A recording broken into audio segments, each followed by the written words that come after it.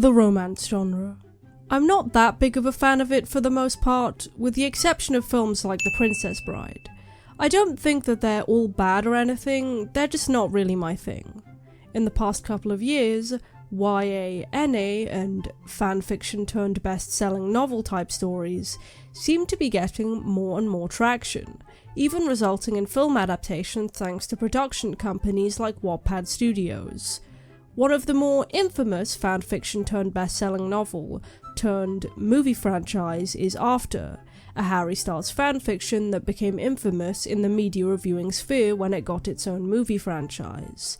Which isn't even done, by the way. But please, just give us a break. Please just give us a break.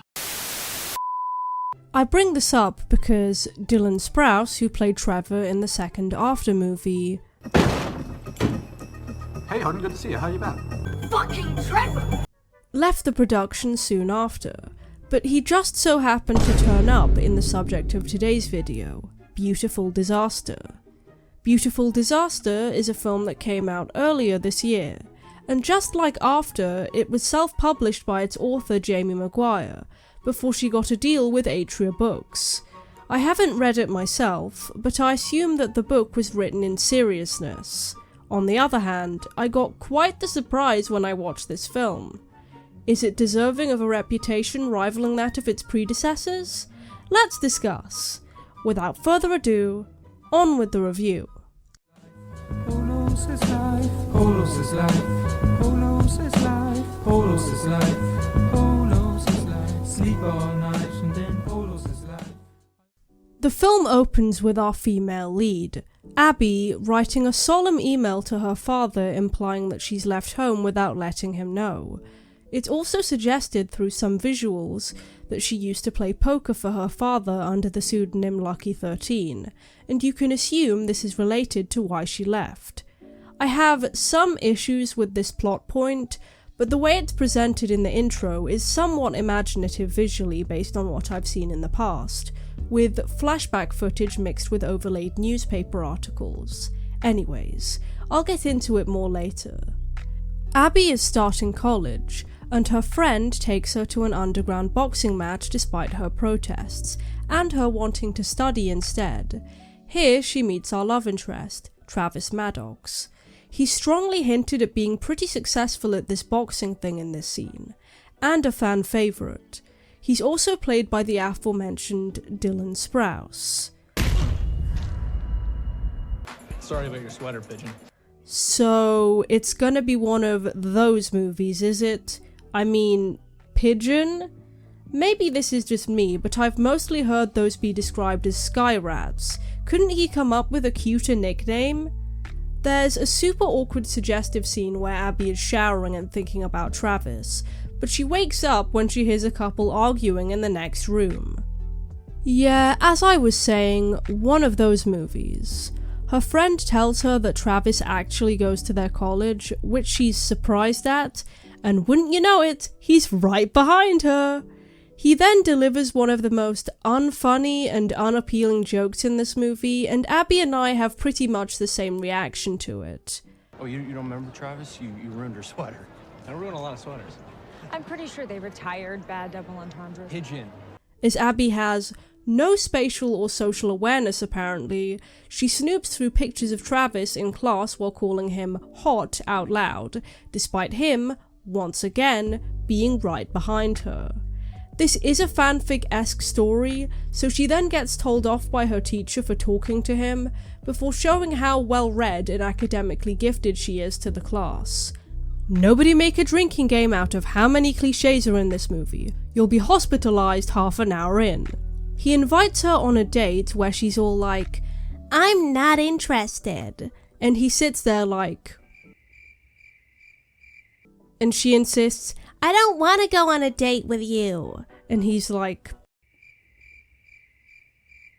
And then she's like, "You're not gonna let this go, are you?" And he's like, "I'll pick you up at 8. Okay, I know we know that she is genuinely interested, and come on, looking at pictures of him like that was just shameless, but this scene was so cringy.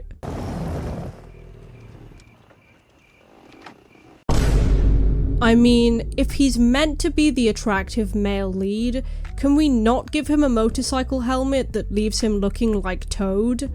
After pointlessly refusing to get on the bike, before eventually agreeing to it, they have some weird dialogue where they agree to be friends. And just friends. She does tease him for being a mama's boy, which leads to him confessing that his mum is dead, which is like... awkward. While playing outside on campus, Abby accidentally lands a nutshot on this guy called Parker with a frisbee. He's gonna be our good guy love interest, who is mildly unnerving and will never get the girl. That evening, Abby snoops around Travis's room like a total weirdo and catches him doing it with someone? How uncomfortable can this movie get?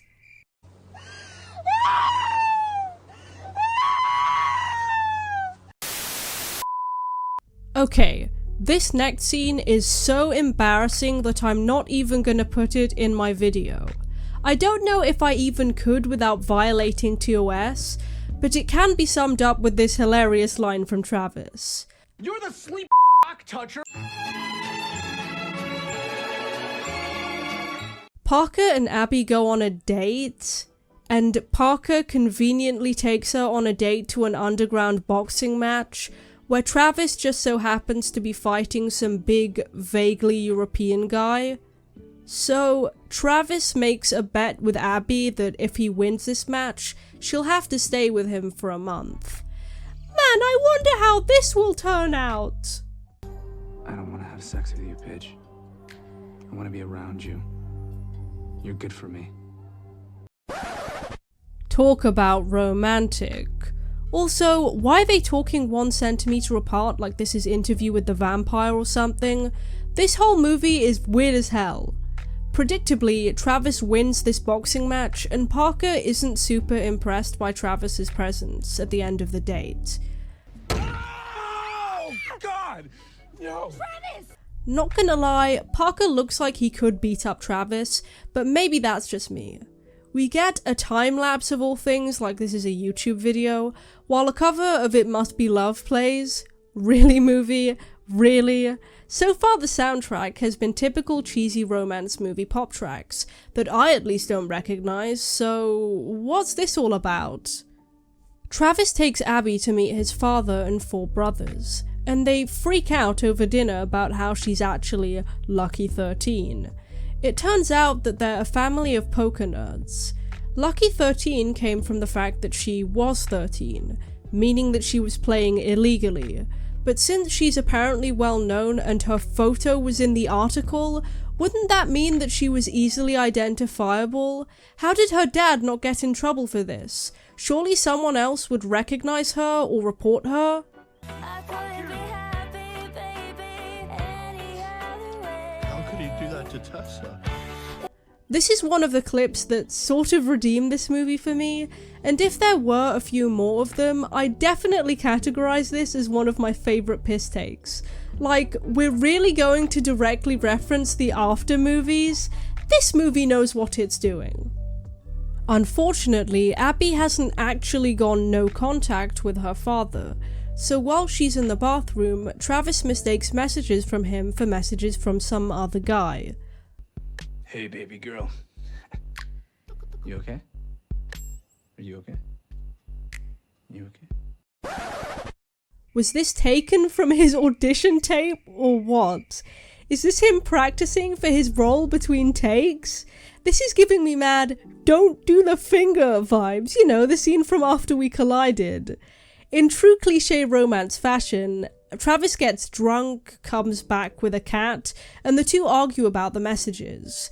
Because this proves that Travis doesn't trust her and that he comes to conclusions very easily, Abby terminates the relationship. I mean, this is very dramatic. It's a misunderstanding. She spends some more time with Parker, who ends up taking her to a surprise birthday party, set up by Travis. Wait, is that guy wearing a fucking Trevor shirt? Are you serious? You can't say this movie doesn't know what it's doing. Parker is actually good enough of a guy to tell her that she should be honest with herself and just make up with Travis, leaving our star couple to argue some more. She goes to kiss him and ends up vomiting mid-kiss. Not very enticing. He takes care of her after this, which solidifies that he's a keeper in my eyes. Being drunk, she calls her father in the hopes that he'll wish her a happy birthday, and she tells him vaguely where she is and what she's doing. The next morning, Travis agrees to make a coffee and gives her a foot massage. Maybe Parker will get mad and throw Travis over a 4-story balcony? Later, Abby gets picked up by some guy claiming to work for the mob. He explains that her dad owes his boss some money, and so she agrees to go to Vegas to make enough money to pay back the debt. She dresses to age herself so that no one suspects that she is 17, and plays dumb so that the other gamblers let their guards down. Despite her efforts, she does end up getting caught by someone who actually went to school with her. The boy is worried that she'll get arrested for being underage, so confiscates her chips. I swear this is the guy who played Zed in the After movies too. Heartbroken, she tells her father to skip town. The mob boss offers Abby an alternative where she would instead play poker as a career, and they'd split her earnings 50-50. But before he can intimidate her into agreeing, Travis somehow tracks Abby down and rescues her like a knight in shining armor. This must be a super cheap hotel, because they end up trashing it while messing around, including the sink falling apart simply because Abby sat on it. In the morning, Travis strikes a deal with the mob in order to pay back Abby's dad's debt, and agrees to go full snatch mode and box for cash. Abby goes to stop him, but plot twist of the century, she catches Jesse, the kid from earlier, and her dad leaving with the money that was confiscated. It turns out that she was set up. Honestly, this wasn't that bad of a twist. The idea that her dad owed money to the mob was believable, but the fact that he straight up scammed her also fit the character super well. Travis gets absolutely mashed up in the ring. His opponent even brings out a chain. Is that allowed? Just as it seems all over though, a fire breaks out, allowing Travis and co to escape. With around 100k to their names now, the movie ends with a Polaroid slideshow depicting the pair getting married in Vegas with their friends over the credits. Again, cheesy, but I thought that this was kind of a sweet ending. Not my favourite, but this movie gets a solid 6.5 out of 10 from me overall. I almost didn't review this film because of how awkward some of the scenes and dialogue looked, but I'm sort of glad that I actually went through with it. Although I was right about those scenes, some of the funnier and more self-aware segments made it a bearable watch. This movie does take the piss quite a lot, and unlike the After series and its predecessors, it doesn't seem to take itself that seriously. I mean, there are numerous direct references to After in the movie. I want one of those fucking Trevor shirts, by the way. Other than that, Travis's mate Shepley name drops The Kissing Booth, another Wattpad-based film. He's got a white robe and a belt that's huge, okay? I mean, you're acting like The Kissing Booth over here. You need to focus! The casting of Dylan Sprouse in the Travis role had to be on purpose too. He fully knew what he was doing. He'd previously played the nerdy good guy who will obviously not end up with the girl role in After, and I think he was both perfectly cast and grossly miscast for this reason. He doesn't suit this role because the nerdy type fit him so well, but simultaneously he fits the role because of the tone of the film. On a similar note, I've seen Virginia Gardner in some other stuff, so I know she's not a horrible actor, but I actually preferred Travis to her in this movie. Travis needs to go to therapy still, definitely, and he fucks up, but it's nothing compared to a character like Hardin, and he does improve somewhat as a person. Abby, on the other hand, is consistently obnoxious and passive-aggressive for no reason until the climax of the movie. Sure, she's no Tessa by any means, but she antagonizes Travis quite a bit and makes straight-up bizarre comments like this during the first half of the film. You're getting a little aggro. Oh, what? Do women with emotions make you scared? Not cute. They're both definitely better people by the end of it, and I did kind of root for them, but it makes me wonder how much like After the book really is, and if the pair are actually written to be even more hostile, with it being toned down for a more fun experience with the film. While conducting research for this video, I found an article by the WordPress blog Nerd in New York about whether depictions of romance in YA literature was harmful to readers. It makes some interesting points about setting unrealistic expectations for immature fans, which I think could certainly be a problem, especially if the standards being set are about unacceptable behaviour. We've seen these types of questionable dynamics be romanticized in romance novels during the past 2 decades, but I wonder if this trend is coming to an end, or at least slowing down, seeing as this book's adaptation is taking the piss out of it and the whole subgenre. Fingers crossed that this in itself becomes a trend. Well, that's all for this video. Don't forget to like and subscribe, and as always, thanks for watching. The blue and green ones are my favorite kind, but I'll eat the colored ones from time to time, cause polos is life, polos is life, polos is life, polos is life, polos is life, polos is life. Sleep all night and then polos is life.